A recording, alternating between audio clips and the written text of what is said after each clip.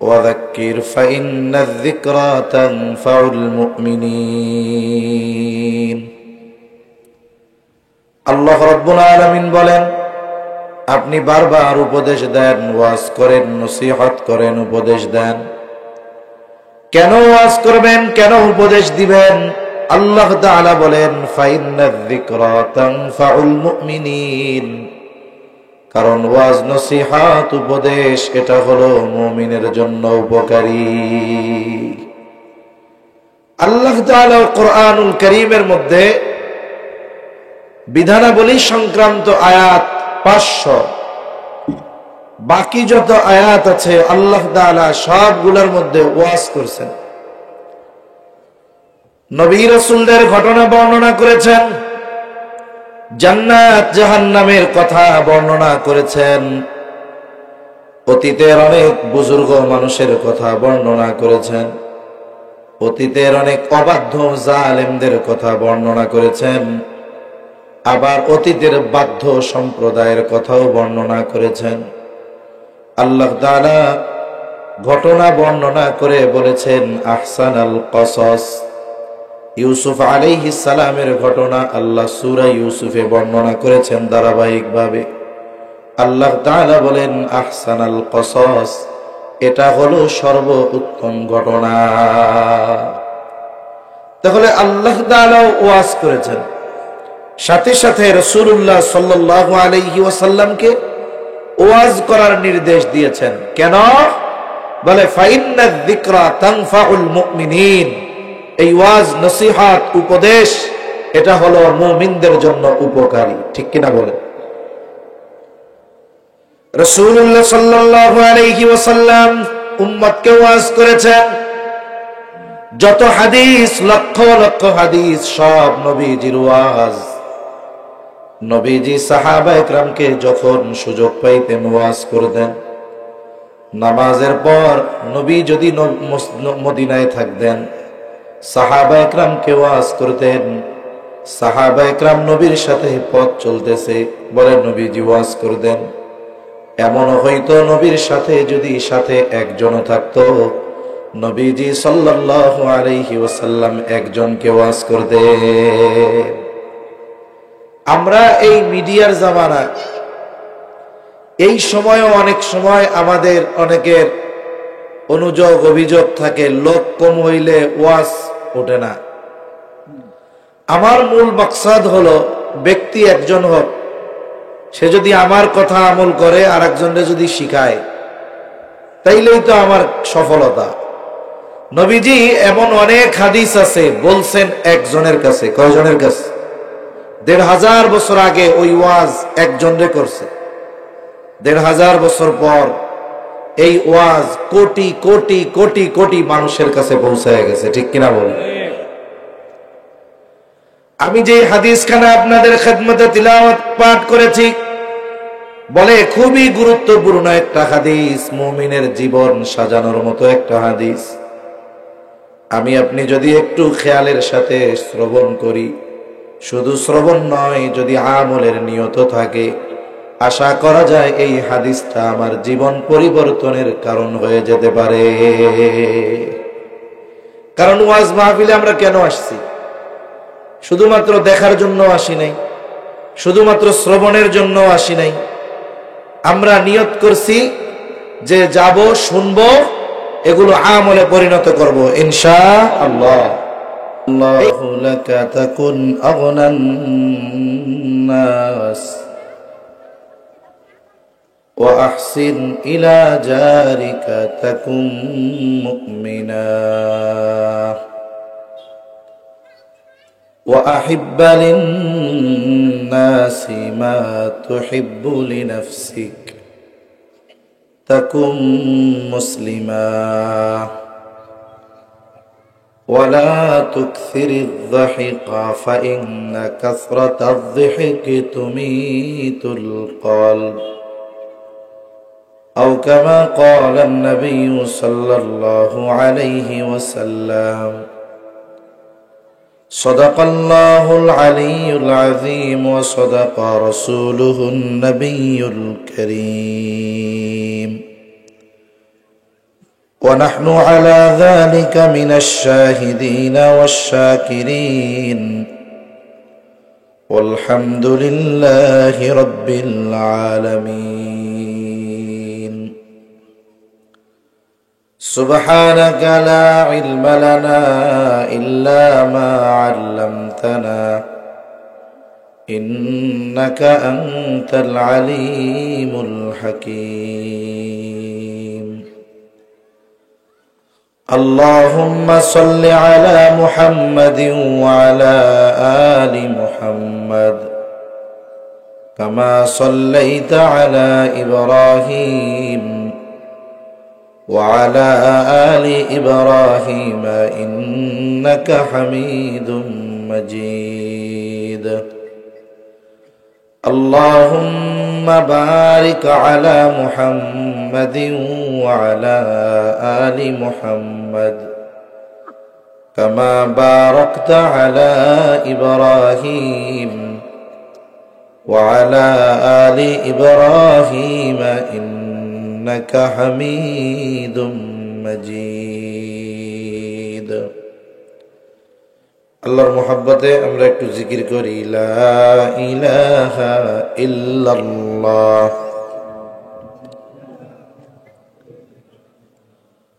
লা ইলাহা ইল্লাল্লাহ লা ইলাহা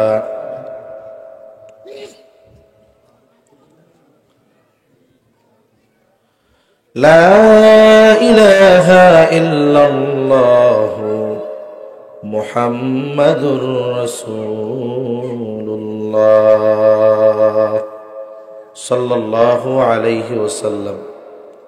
আলহামদুলিল্লাহ, ঐতিহ্যবাহী ময়মনসিংহ জেলার অন্তর্গত মুক্তাগাছা থানাধীন মহেশপুর তালতলি বাজার দারুস সুন্নাহ নুরানি মাদ্রাসা ও যুব সমাজের উদ্যোগে আয়োজিত 20তম বার্ষিক তাফসীরুল কোরআন মাহফিল 2024।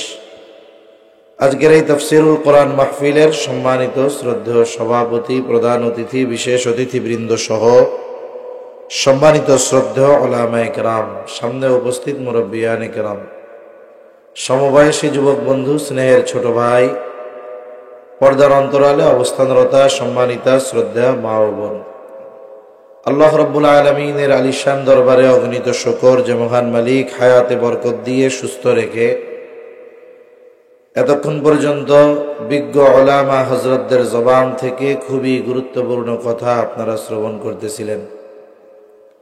সেই ধারাবাহিকতায় কিছু দ্বীনি কথা পেশ করবার লক্ষ্যে যে মহান মানিব আমাদের এখানে আসার বসার তৌফিক দিয়েছেন, সে মহান মানিবকে খুশি করার জন্য মোহাব্বতের সাথে জবান খুলে অন্তর থেকে আমরা একবার কালিমাতুশ শুকর পাঠ করি আলহামদুলিল্লাহ।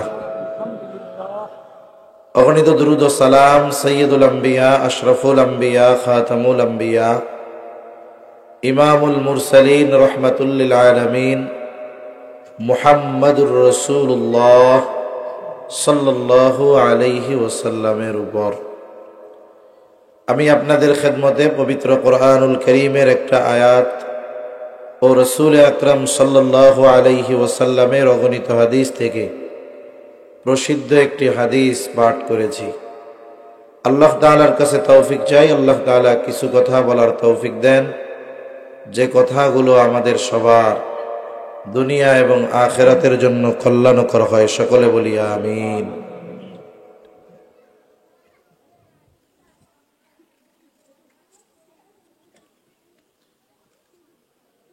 পোস্টারগুলো নিচে রাখা ঠিক হবে না, কারণ হলো পোস্টারে বিসমিল্লাহির রহমানির রহিম লেখা আছে, এগুলো না লেখাই উচিত।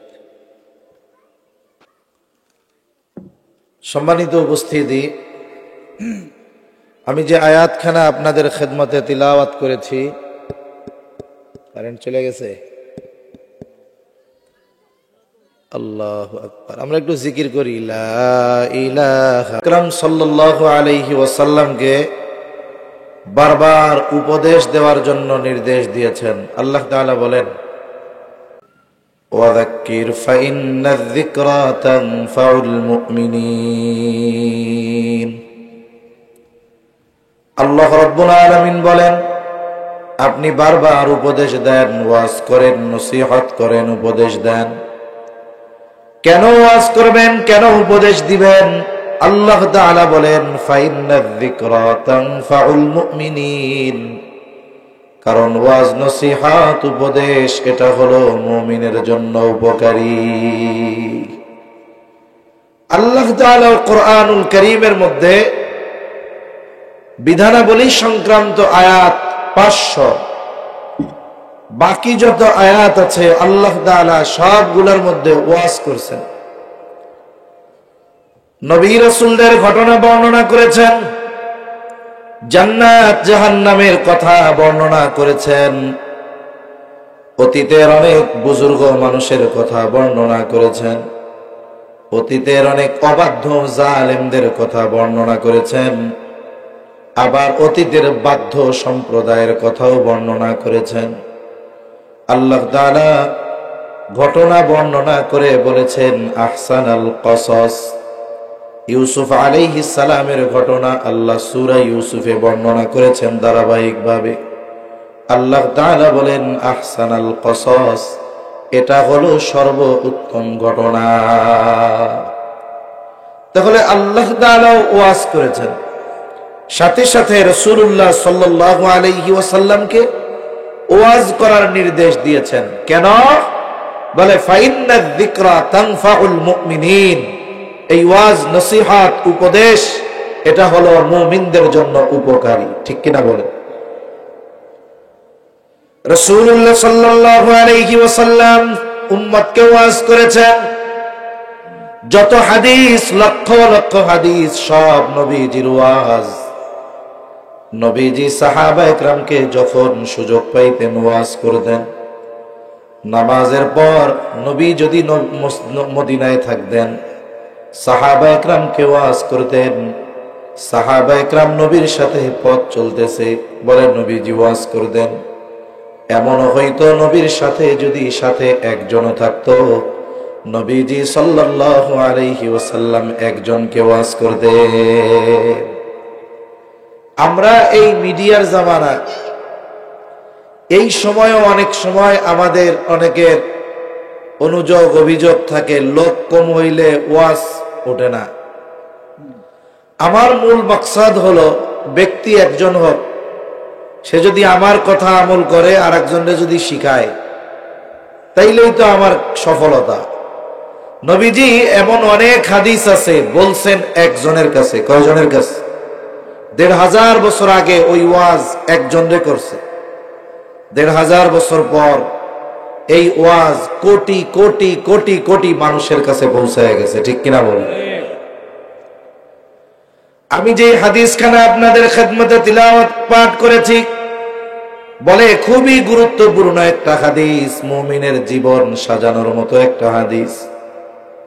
আমি আপনি যদি একটু খেয়ালের সাথে শ্রবণ করি, শুধু শ্রবণ নয়, যদি আমলের নিয়ত থাকে, আশা করা যায় এই হাদিসটা আমার জীবন পরিবর্তনের কারণ হয়ে যেতে পারে। কারণ ওয়াজ মাহফিলে আমরা কেন আসছি? শুধুমাত্র দেখার জন্য আসি নাই, শুধুমাত্র শ্রবণের জন্য আসি নাই। আমরা নিয়ত করছি যে যাব, শুনবো, এগুলো আমলে পরিণত করব ইনশাআল্লাহ। এই নবীজির ওয়াজ করতে বলছে, আমি নবীজির ওয়াজ আপনাদের শোনাবো। তাফসীর মাহফিল, কোরআনের মূল তাফসীর তো হাদিস, এরপরে অন্যান্যগুলো। কারণ নবীর কথা এটাও ওহী। ওহী দুই প্রকার, ওহিয়ে মাতলু, ওহিয়ে গায়রে মাতলু। ওহিয়ে মাতলু বলে এটা কোরআনুল কারীম, যেটার ভাষা, শব্দ, শব্দবিন্যাস সব আল্লাহ তাআলার পক্ষ থেকে। আর ওহিয়ে মাতলু বলে নবীর হাদিস, এগুলোর ভাষ্য নবীজির, কিন্তু এই ভাষ্যের মর্মার্থ আমার আপনার নবীকে শিক্ষা দিয়েছেন কে? আল্লাহ। যদিও শব্দগুলো নবীর, কিন্তু মূল কথাটা আল্লাহ তাআলার পক্ষ থেকেই আসছে। তা নবীজি ওয়াজ করেছেন, আর আল্লাহ কি বলছেন? আপনি ওয়াজ করেন, এটা মুমিনদের জন্য উপকারী।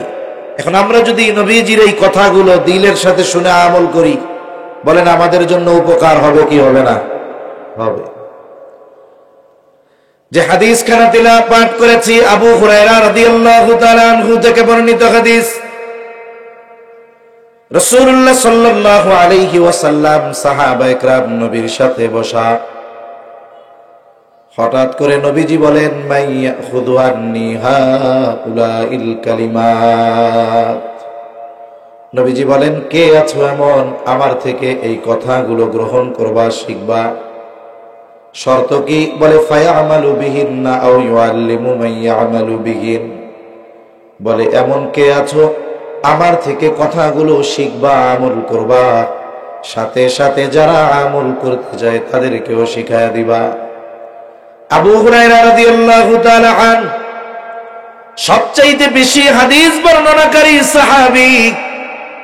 উনি যদিও নবীজির সাথে অল্প সময় থেকেছেন, কিন্তু যতটুকু সময় থাকছে নবীর সাথে সাথে থাকছে।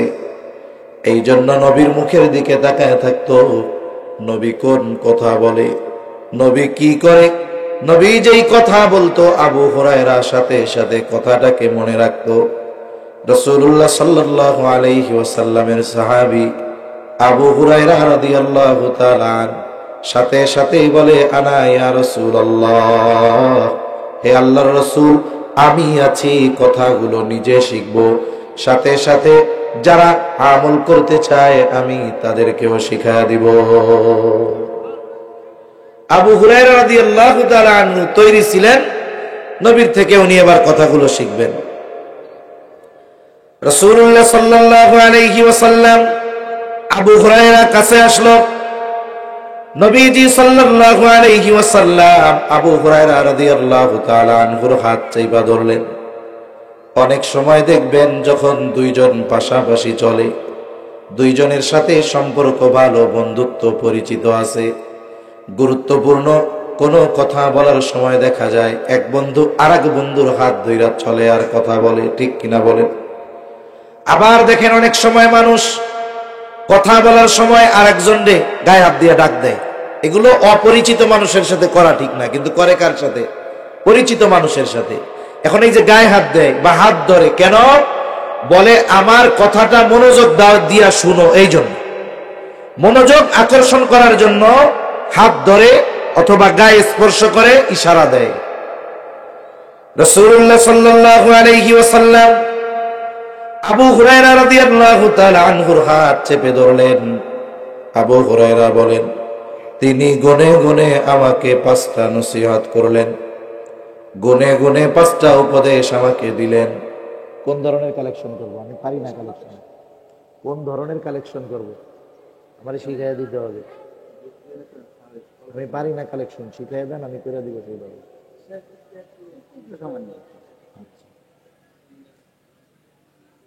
এটা শেষে কই দেন, এটা দিয়াই তো মাইন্ড ঘুরাই দিচ্ছেন নিয়ে। কালেকশনের জন্য কালেকশনের বক্তব্য বাদ দিবেন।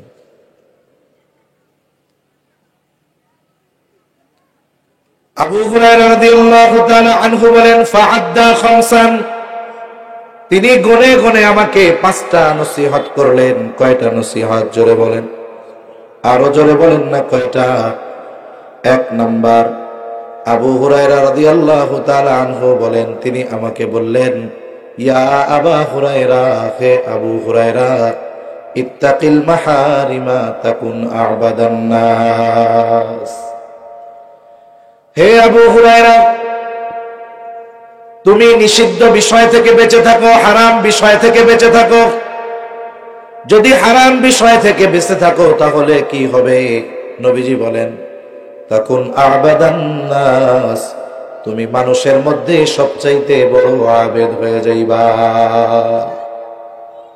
আমরা অনেক সময় মনে করি বা আবেদ হওয়ার জন্য বেশি বেশি ইবাদত করা লাগে, আবেদ হওয়ার জন্য তাহাজ্জুদ, আওয়াবিন, ইশরাক, চাষ কোনো কিছু মনে হয় বাদ দেওয়া যাবে না।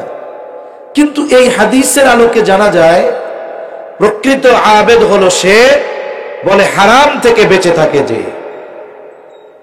আমরা সবাই কি প্রকৃত আবেদ হতে চাই? কারা কারা চাই? একটু হাত উঁচা করি। নারায়ে তাকবীর, নারায়ে তাকবীর, মাশাআল্লাহ। হাত নামান। আমরা যদি আবেদ হতে চাই, বলে ইবাদত বেশি করার চাইতে গুনাহ আগে ছাড়তে হবে।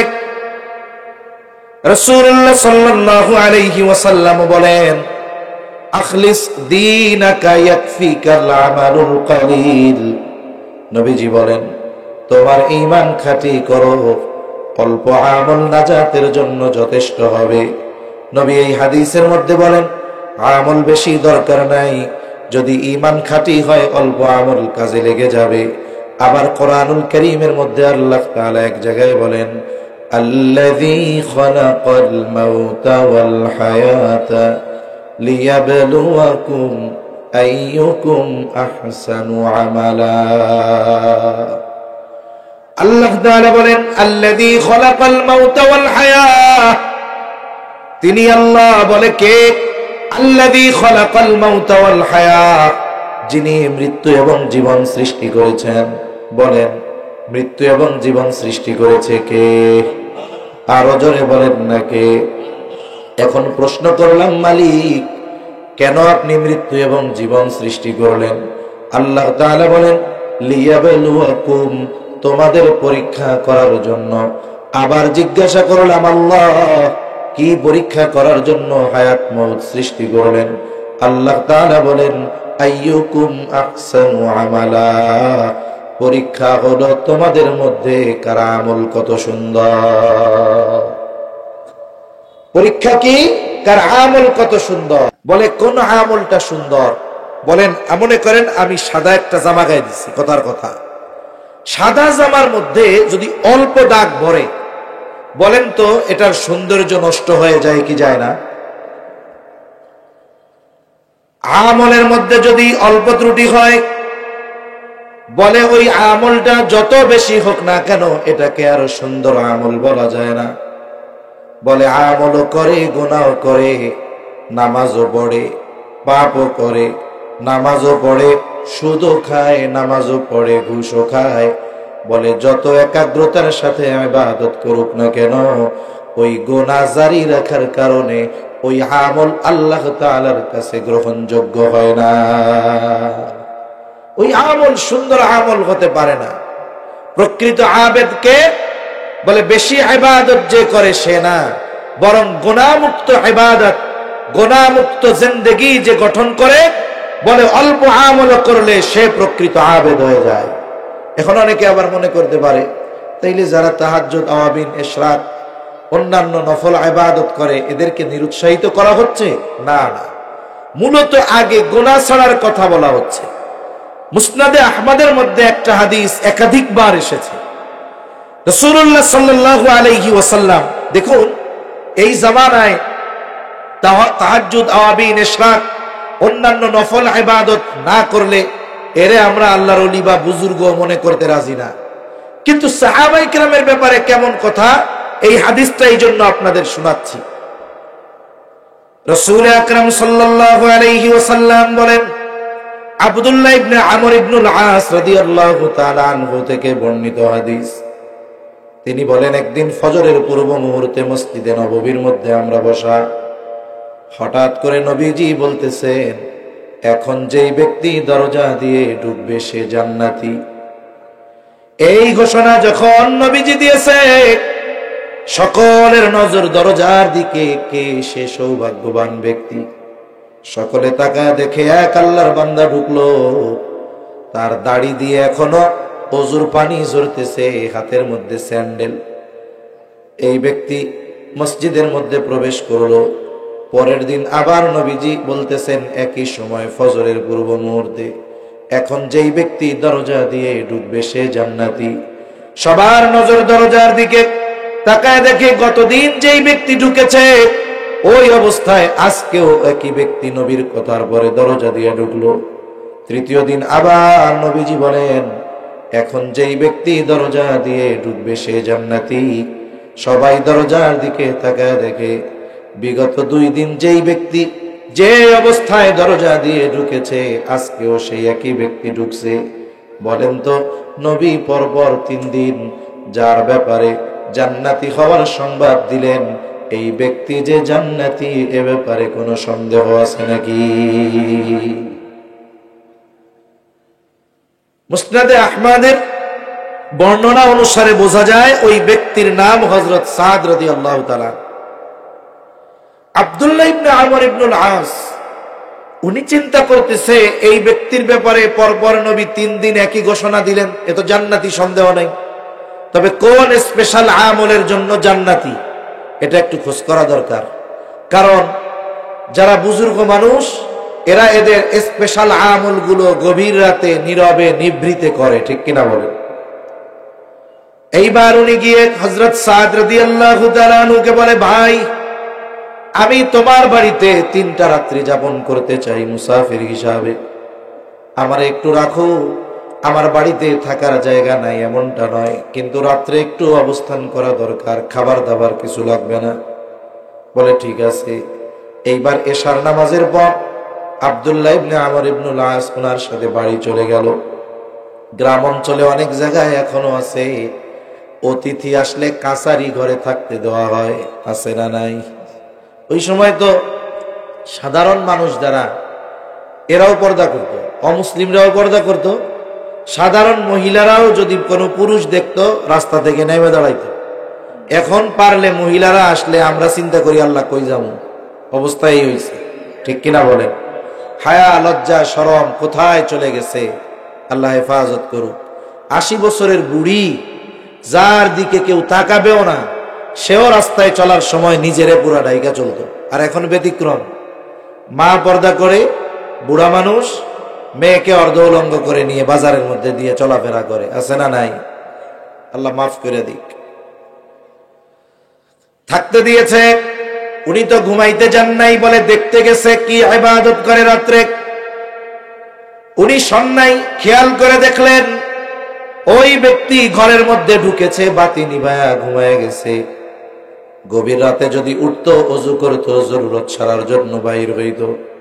সারা রাত সজাগ থেকে আব্দুল্লাহ ইবনে আমর ইবনুল আস দেখলো লোকটা ঘুমায় গেছে, ওঠার নামে খবর নাই। ফজরের আজান হলো আর ঘুম থেকে উঠে বের হলো, জরুরত সারলো, ওযু করলো, মসজিদের দিকে রওনা হয়ে গেল। তার মানে প্রথম রাত্রিতে কোনো স্পেশাল ইবাদত পাওয়া গেল না।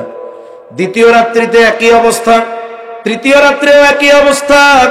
বলে এশার নামাজ পড়ে ঘুমায় আর ফজরের আজান দিলে ঘুম থেকে উঠে, 3 দিন ইবাদত নাই।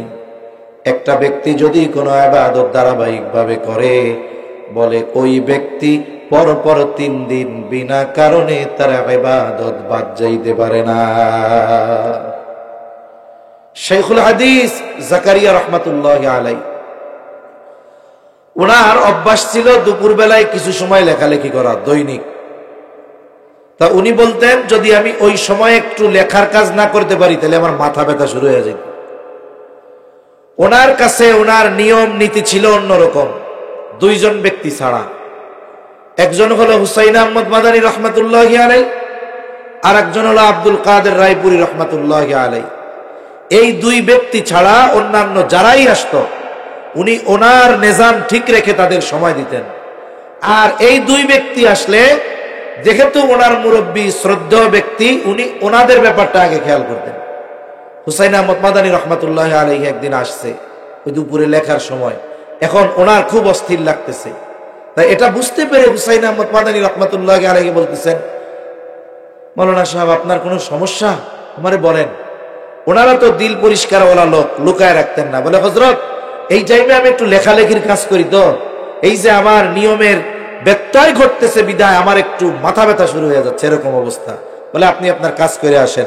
উনি গেছেন, লেখার স্থানে বসছেন, কলমটা ধরছেন, 2-1 শব্দ লিখছেন, অস্থিরতা দূর হয়েছে, এরপরে আবার উনি চলে আসছেন। তাহলে বোঝা গেল একটা মানুষের ধারাবাহিকতা, ধারাবাহিক আমল এটা বিনা কারণে বাদ যাইতে পারে না। এইবার আব্দুল্লাহ ইবনে আমর ইবনুল আস বলে, ভাই পরপর 3 দিন আপনার বাড়িতে রাতে অবস্থান করার কারণ এটা নয় যে আপনি আমার বাড়িতে থাকার জায়গা নাই, এটা নয়, বরং থাকার কারণ হলো পূর্ববর্তী 3 দিন পরপর ফজরের নামাজের পূর্ব মুহূর্তে নবীজি বলেছেন এখন যেই ব্যক্তি দরজা দিয়ে ঢুকবে জান্নাতি। আমরা 3 দিনই দরজার দিকে তাকায় দেখলাম নবীজির এই ঘোষণার পর যেই ব্যক্তি দরজা দিয়ে প্রবেশ করেছে সেই ব্যক্তি হলেন আপনি। তা ছিলাম এই আশায় যে আপনার হয়তো কোনো স্পেশাল আমল আছে, ওই আমলটা আমিও শিখা আমলটা কইরা আপনার দলে দলভুক্ত হইতে পারি কিনা।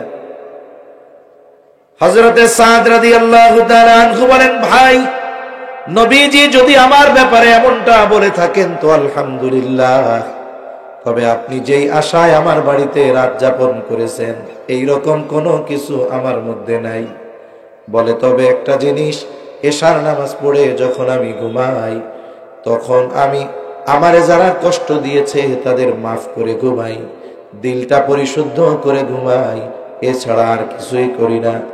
আব্দুল্লাহ ইবনে আমর ইবনুল আস বলে, হয়তোবা আপনার এই স্পেশাল আমলটার কারণে নবীজি আপনার ব্যাপারে জান্নাতের ঘোষণা দিয়েছে।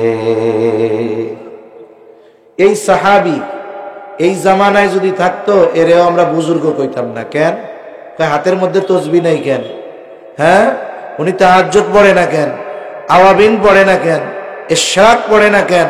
সারা বছর নফল রোজা রাখে না কেন? উনি কি আল্লাহর ওলি হইতে পারে? তাহলে বোঝা গেল আল্লাহর ওলি মুত্তাকি হতে হলে সর্বপ্রথম আমাদেরকে গুনাহ মুক্ত হতে হবে, ঠিক কিনা বলেন? আল্লাহর নিষিদ্ধ বিষয় থেকে বাঁচতে হবে। যারা আল্লাহর নিষিদ্ধ বিষয় থেকে বাঁচার পর এই নফল ইবাদত গুলো করতে পারবে, বলে এরা তো ভালোর উপরে ভালো, ঠিক কিনা বলে? আর যদি গুনাহ করতে থাকি অবস্থাটা কেমন হবে? বলে ছিদ্র কলসে পানি ঢালার মতো হবে। যেমন ছিদ্র কলসে পানি রেখে দিলে ওটা একদিনও স্থায়িত্ব নাই, এক সময় পড়ে যাবে, বের হয়ে যাবে। অনুরূপ ভাবে গুনাহ করে সওয়াবের কাজও করে, দেখা যাবে এই গুনার কারণে নেক আমলগুলো নষ্ট হয়ে যাবে। বলেন তো 10 মণ দুধ নষ্ট হওয়ার জন্য 10 মণ গরুর প্রস্রাবের দরকার আছে নাকি? কয়েক ফুট দিলেই তো কাম খতম। এজন্য আমরা যদি আবেদ হতে চাই, কে চায় না আবেদ হতে? সবাই আবেদ হতে চাই। তাহলে কি করতে হবে? বলে আমার আল্লাহ যেই বিষয়গুলো নিষিদ্ধ করেছেন নিষিদ্ধ বিষয়গুলো থেকে বাঁচতে হবে। আল্লাহ তৌফিক দান করেন, বলি আমিন। আমরা সবাই ধনী হইতে চাই। ধনী হইতে চান না কে? একটু হাতুসা করেন তো। চাই কারা কারা? কোন হাতুসা করেন। কিছু লোক আছে ধনী হইতে চাই না, গরিব হইতে চায় না। আরে আসল ধনী কারা কারা হইতে চান? হাতুসা করেন। নারায়ে তাকবীর। হাত না ভাই। আসল ধনী কে? বলে টাকা থাকলে আসল ধনী? না না। মনে করেন ঢাকায় অনেক ইন্ডাস্ট্রির মালিক আছে, ওই লোকটা কোনো মতে জীবনের শুরুতে জমি বিক্রি করে 5টা মেশিন দিয়ে কাজ শুরু করছিল। এখন দেখা যাবে 10টা ইন্ডাস্ট্রির মালিক। ছিল না কিছুই, এখন কয়টার মালিক? 10টা। ওরে যায় জিজ্ঞাসা করবেন কেমন আছেন? ভালো না। কি নাই? ভালো নাই। বলে ব্যবসা ভালো নাই, অমুক জায়গায় এত লোন, অমুকে এত পায়, বেচা কেনা তেমন নাই, খালি লস আর লস। তার মানে বোঝা গেল এই লোকটা 10টা ইন্ডাস্ট্রির মালিক হওয়ার পরেও এর চাহিদা শেষ হয় নাই, ঠিক কিনা বলে? মনে রাখতে হবে যার অন্তরে চাহিদা আছে, হাজারো কোটি টাকার মালিকও যদি হয়ে যায় ও ধনী হইতে পারে না।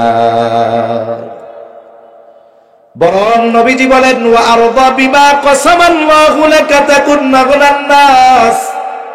বলে আল্লাহ তাআলা তোমার জন্য যতটুকু নির্ধারণ করে রেখেছে ওইটার উপরে তুমি যদি সন্তুষ্ট হয়ে যাও, নবীজি বলেন তাকুন আগনান নাস, তুমি মানুষের মধ্যে সবচাইতে বড় ধনী হয়ে যাইবা।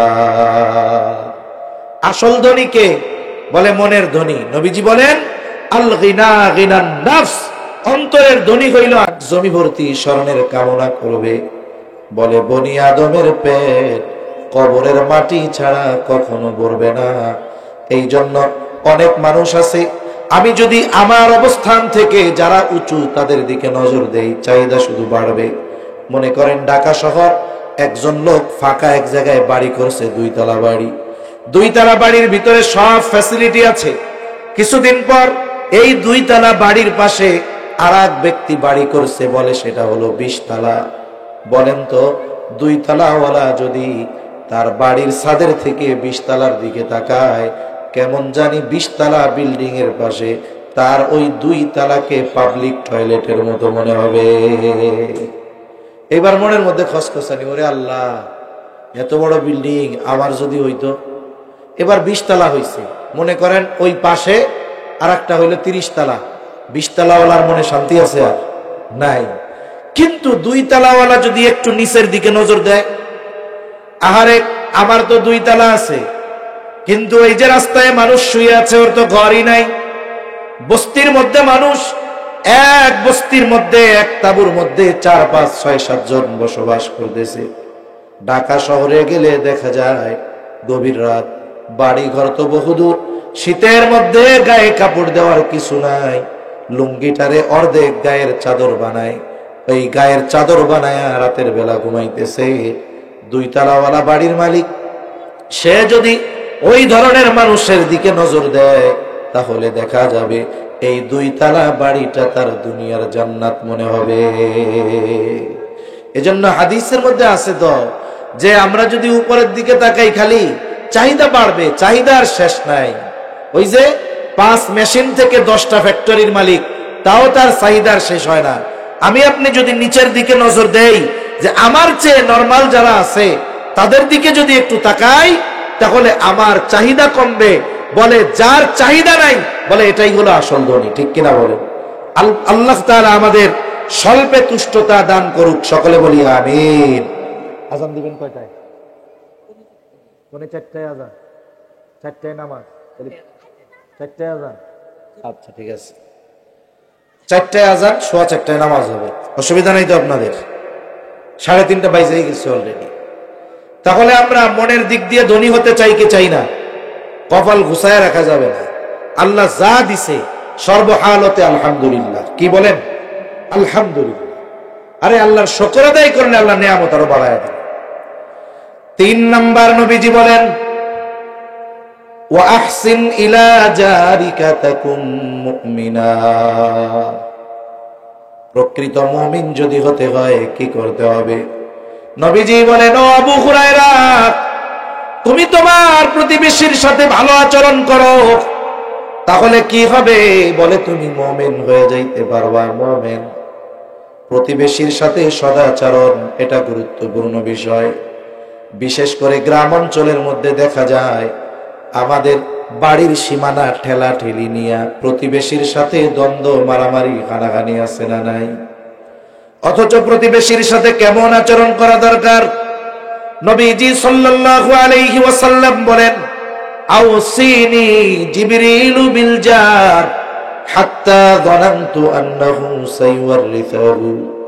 নবীজি বলেন, জিবরাইল আমাকে প্রতিবেশীর হকের ব্যাপারে এত গুরুত্ব আরোপ করতেছিল, আমি একটা সময় মনে করেছিলাম যে হয়তো প্রতিবেশীকে ওয়ারিশ বানায় দেওয়া হবে। তার মানে মারা যাওয়ার পর যেমন সন্তান সম্পদের মালিক হয় বলে ওয়ারিশ হিসাবে, হয়তো মারা যাওয়ার পর সম্পদের একটা অংশের মালিক প্রতিবেশীকে বানায় দেওয়া হতে পারে। কিন্তু আফসোস, প্রতিবেশীর সাথে আমাদের দ্বন্দ্ব বেশি। অথচ আমি আপনি যদি বিপদ আপদ মুসিবতে পড়ি, আমার আত্মীয় স্বজন ঢাকা শহরে যতই বড় গুরুত্বপূর্ণ পদে থাক, বড় অফিসার থাক, বড় টাকাওয়ালা থাক না কেন, বিপদ আপদ মুসিবতে তাদের আগে প্রতিবেশী আসে। ঠিক কিনা বলেন? আবার যদি আমি একটু ধনী হই, প্রতিবেশী যদি একটু গরিব হয়, তার উপরে জুলুম চলে, কতজন কত ভাবে অত্যাচার করে। অথচ দেখুন প্রতিবেশীর সাথে সদাচরণের ব্যাপারে নবী কি বলেন। আয়েশা সিদ্দিকা রাদিয়াল্লাহু তাআলা আনহা নবীজি সাল্লাল্লাহু আলাইহি ওয়াসাল্লামকে জিজ্ঞাসা করে, ইয়া রাসূলুল্লাহ সাল্লাল্লাহু আলাইহি ওয়াসাল্লাম, আমার 2 জন প্রতিবেশী কয়জন? জোরে বলেন কয়জন? একজন মুসলিম আর একজন হলো ইহুদি। ইয়া রাসূলুল্লাহ, প্রতিবেশী হিসাবে কে আমার কাছে বেশি হকদার? বাংলায় বলছে যে একজন ইহুদি আর একজন মুসলিম, কে আমার কাছে বেশি হকদার? নবীজি ধর্মীয় দিক বিবেচনা করে সিদ্ধান্ত দেন নাই।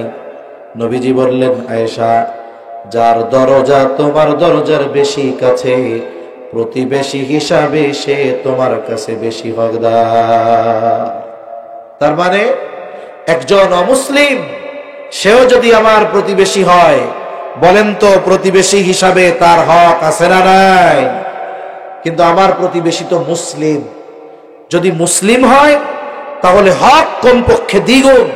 বলে 1 নাম্বার প্রতিবেশী হিসাবে হক, 2 নাম্বার মুসলমান হিসাবে হক। ঠিক কিনা বলেন? কিন্তু আমাদের অভ্যাস কি? প্রতিবেশীর সাথে খারাপ আচরণ আমরা করি। মানুষের সাথে ভালো ব্যবহার এটা মানুষকে বাস্তব মানুষে পরিণত করে।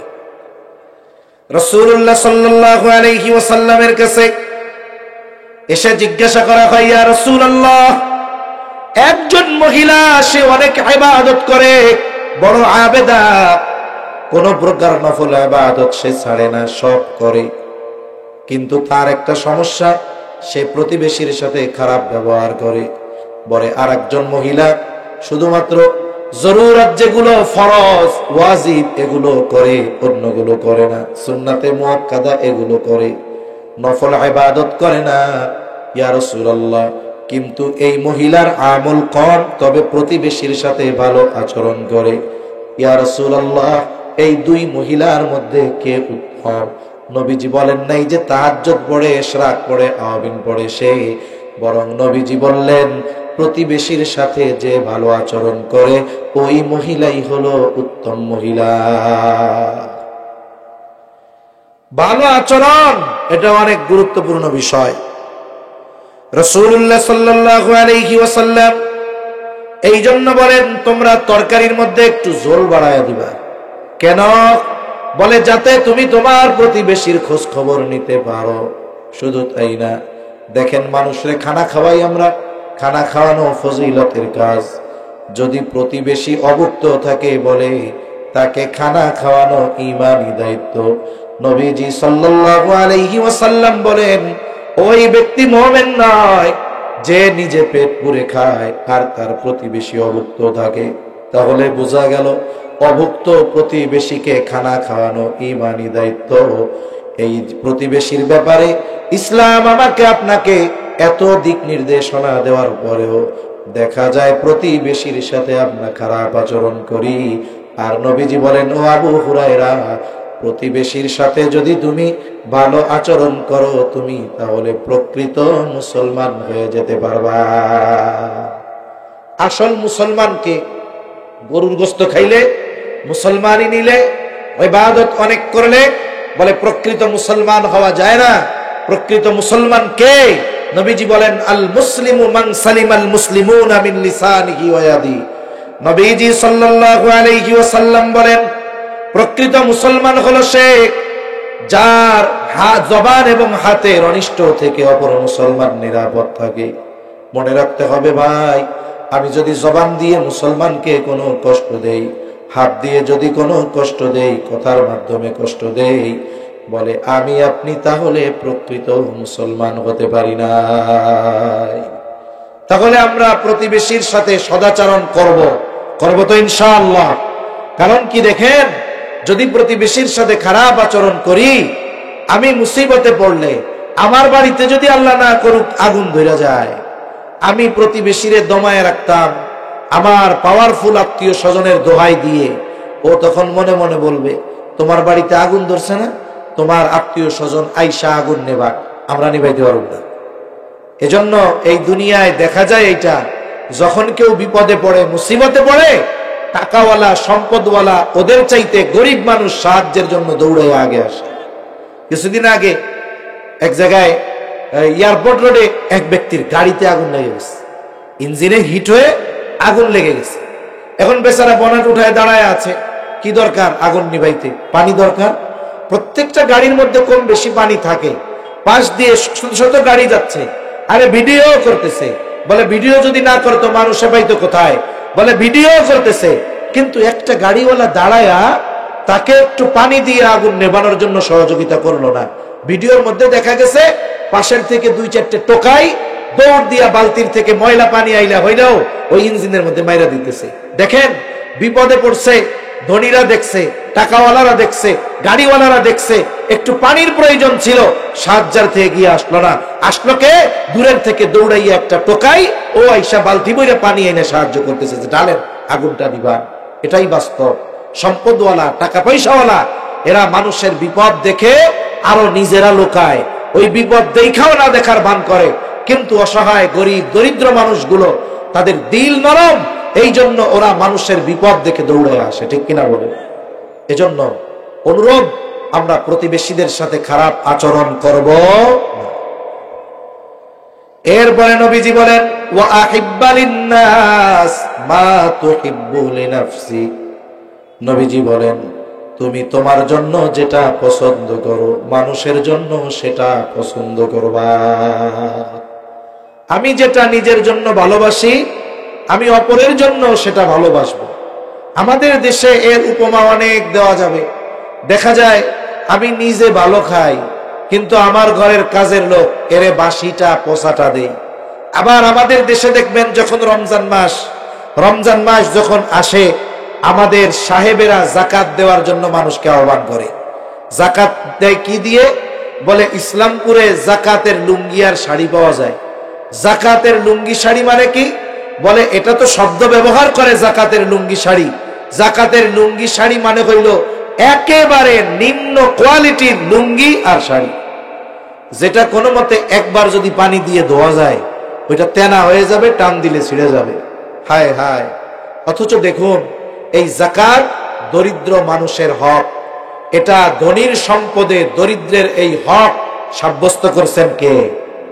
উচিত তো ছিল যারা জাকাত পাওয়ার উপযুক্ত ওই সাহেবরা তাদের বাড়িতে গিয়ে গিয়ে জাকাত দিয়ে আসবে, কারণ এটা তাদের হক। আর সে যদি না দেয় কি হবে? বলে তার মাল পবিত্র হবে না। জাকাত আদায় না করলে মাল পবিত্র হয় না। এখন কি হলো? মনে করেন আমার যদি আঙ্গুলে পচন ধরে, ডাক্তার যদি বলে, আমি কি করি? টাকা পয়সা দিয়ে ভালো ডাক্তারের কাছে গিয়ে, বড় হসপিটালে গিয়ে টাকাও দেই, আঙ্গুলটাও ফালায়া দেই, ঠিক কিনা বলেন? কেন? বলে গোটা দেহ যেন বেঁচে যায়। এই জন্য আপনি আপনার জাকাত দিচ্ছেন শতকরা 2.5%, বলে এই টাকা দিয়ে আপনি আপনার বাকি মাল পবিত্র করতেছেন। আপনি এই জাকাত দিয়ে আপনার উপকার হচ্ছে, ওই দরিদ্রের উপকার হচ্ছে না। ওটা তো তার হক ছিল, উচিত ছিল তার কাছে গিয়ে জাকাত দেওয়া। হ্যাঁ, লোক বেশি, আপনার যাওয়ার সময় নাই, আপনি তাদেরকে ডাকেন। ডাইকা কি করে? সকাল 6টায় আসতে বইলা রোজা অবস্থায় ওই মানুষগুলারে 12টা পর্যন্ত বসায় রাখে কি রাখে না? এইবার দরজা খুইলা কি দেয়? বলে একটা শাড়ি দেয়, একটা লুঙ্গি দেয়। এখন যদি বলা হয় আপনি যেই শাড়ি লুঙ্গি দিলেন এর একটা লুঙ্গি আপনি পরলেন, শাড়িটা আপনার বউরে পরাইয়েন, পিডানির অভাব হবে না, ঠিক কিনা বলেন?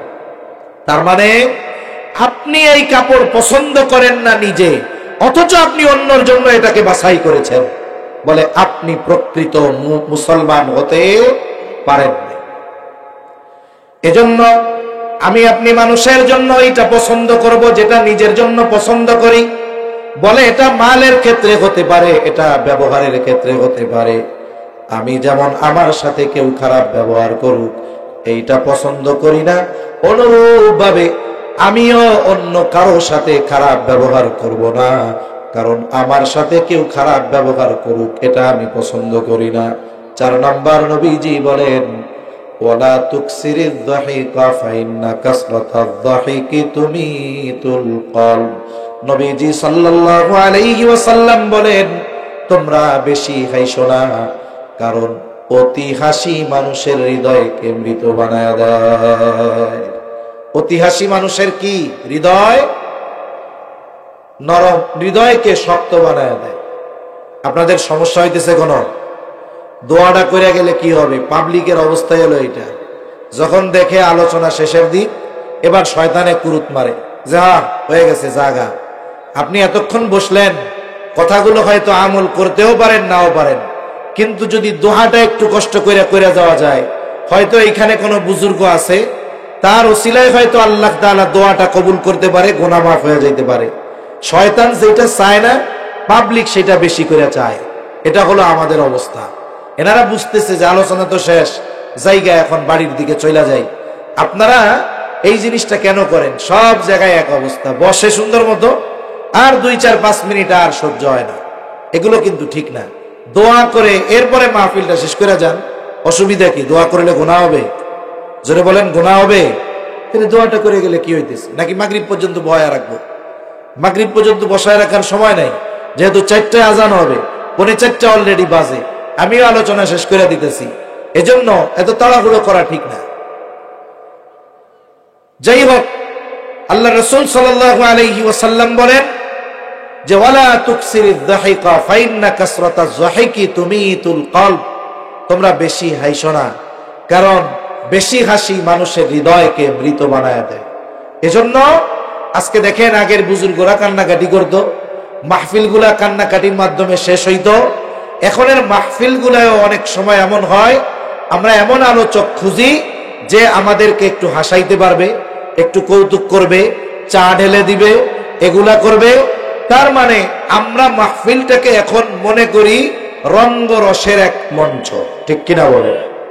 অথচ এই দিনই মাহফিলগুলোয় অতীতের বুজুর্গদের দেখেছি, এখনো আল্লাহ দিলে অনেক বুজুর্গানে দিন আছেন যে এই মাহফিলগুলোয় বসে জীবনের প্রয়োজনীয় কথা বলেন, মানুষদেরকে নিয়ে কান্নাকাটি করে, এরপরে মানুষ দিল টানে নরম বানায় বাড়ির দিকে ফিরে। আর এখনকার অবস্থা বিপরীত। এজন্য আমরা অতি হাসির মধ্যে যাব না। আল্লাহ তাআলা বলেন কোরআনুল কারীমের মধ্যে, আল্লাহ তাআলাও মানা করেছেন। আল্লাহ বলেন ফালইয়াদহাকু কলিলা ওয়ালইয়াবকু কাসীরা, হাসো কম, কাঁদো বেশি, কারণ মরার পরের থেকে কি অবস্থা শুরু হবে এটা যদি আমরা অনুধাবন করতে পারতাম, দেখতে পারতাম, আল্লাহর কসম এই পৃথিবীতে আমাদের মুখ দিয়ে এক মুহূর্তের জন্য হাসি দেখা যাইত না। কিন্তু আমরা বুঝি না, এজন্য আমরা আল্লাহ তাআলার কাছে নিজেদের পাপের জন্য রোনাজারি করব। নবীজি সাল্লাল্লাহু আলাইহি ওয়াসাল্লাম এই হাদিসে আবু হুরায়রা রাদিয়াল্লাহু তাআলা আনহুকে 5টা উপদেশ দিয়েছেন। কয়টা? জোরে বলেন, কয়টা? এক নম্বর, আল্লাহর নিষিদ্ধ বিষয়গুলো ছেড়ে দাও। 2 নম্বর, যদি অন্তরের ধনী, প্রকৃত ধনী হতে চাও, আল্লাহ যা তোমার জন্য নির্ধারণ করছে এটার উপরে সন্তুষ্ট থাকো। এরপরে প্রতিবেশীর সাথে ভালো আচরণ করো। কেন?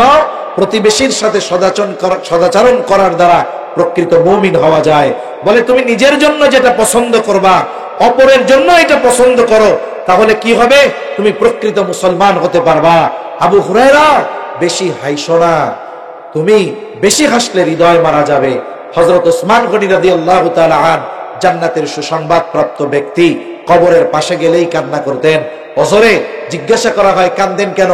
জান্নাতের সুসংবাদ পাইছেন, আপনি জিন্নুরাইন, নবীজির জামাতা। নবীজি বলছে, ওসমান আমার তো আর কোনো কন্যা নাই, থাকলে ওইটাও তোমার সাথে বিয়া দিতাম, আপনি কেন কান্না করেন? বলে কবরের আযাবের ভয়ে কান্না করি। সুবহানাল্লাহ। আর আমরা আমাদের দুনিয়াটা বানায় নিছি কি?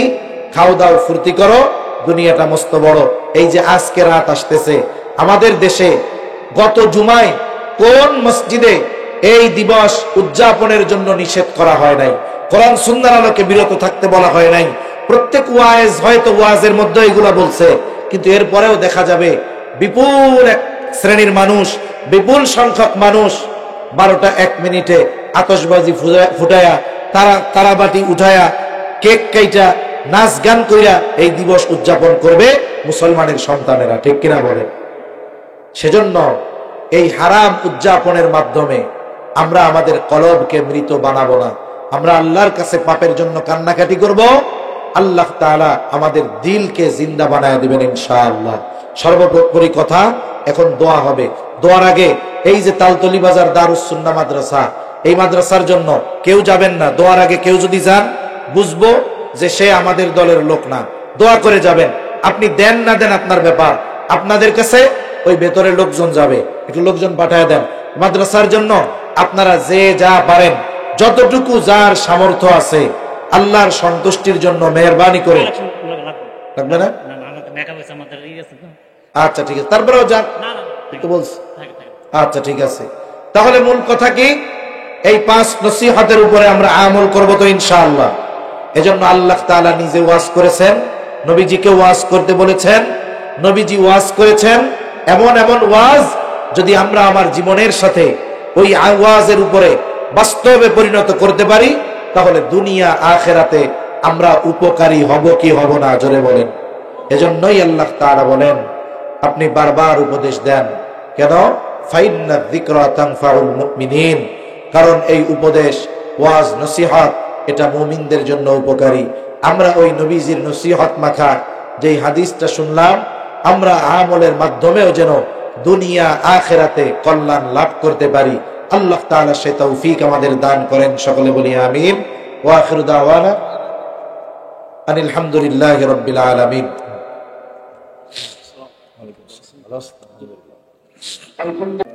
إنك حميد مجيد. الحمد لله رب العالمين والعاقبة للمتقين والصلاة والسلام على خير خلقه محمد وعلى آله وأصحابه أجمعين. ربنا ظلمنا أنفسنا وإن لم تغفر لنا وترحمنا لنكونن من الخاسرين. ربنا آتنا في الدنيا حسنة وفي الآخرة حسنة وقنا عذاب النار.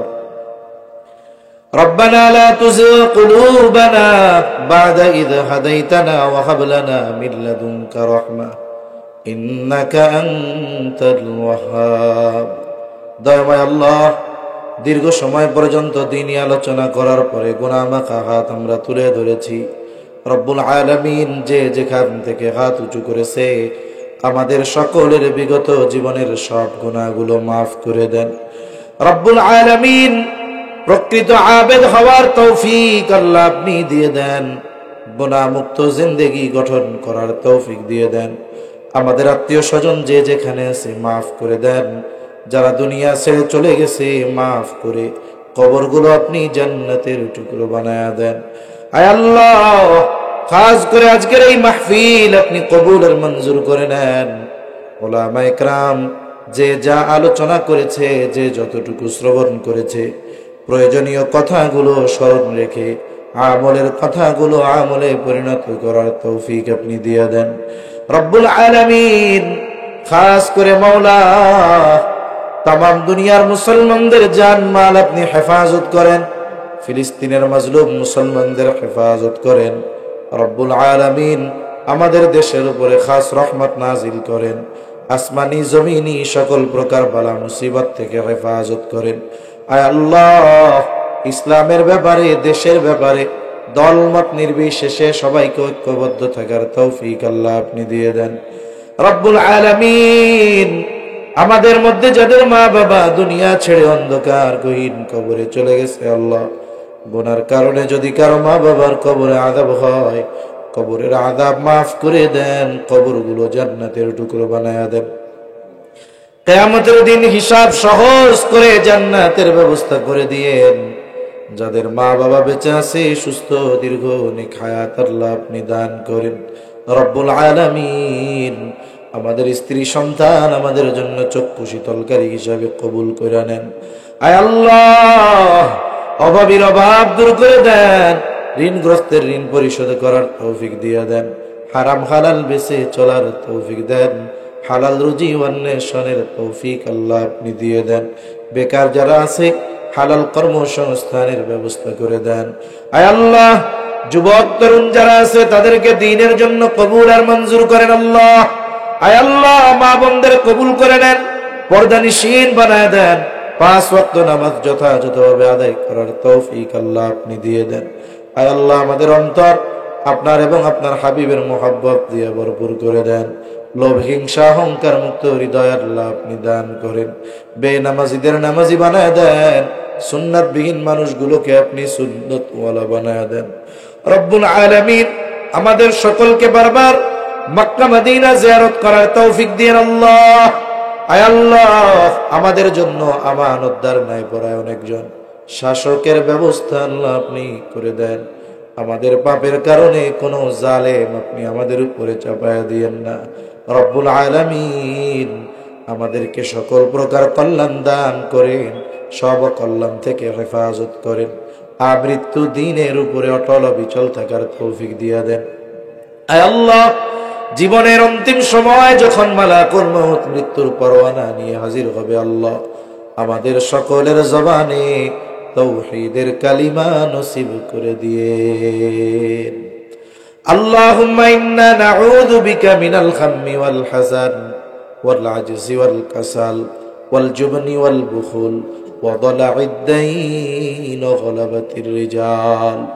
رب اجعلني مقيم الصلاة ومن ذريتي ربنا وتقبل دعاء ربنا اغفر لي ولوالدي وللمؤمنين يوم يقوم الحساب ربنا هب لنا من أزواجنا وذرياتنا قرة أعين وجعلنا للمتقين إماما رب ارحمهما كما ربياني صغيرا رب ارحمهما كما ربياني صغيرا وصلى الله تعالى على خير خلقه محمد وعلى آله وأصحابه أجمعين آمين برحمتك يا أرحم الراحمين آمين سبحانك اللهم وبحمدك أشهد أن لا إله إلا أنت أستغفرك وأتوب إليك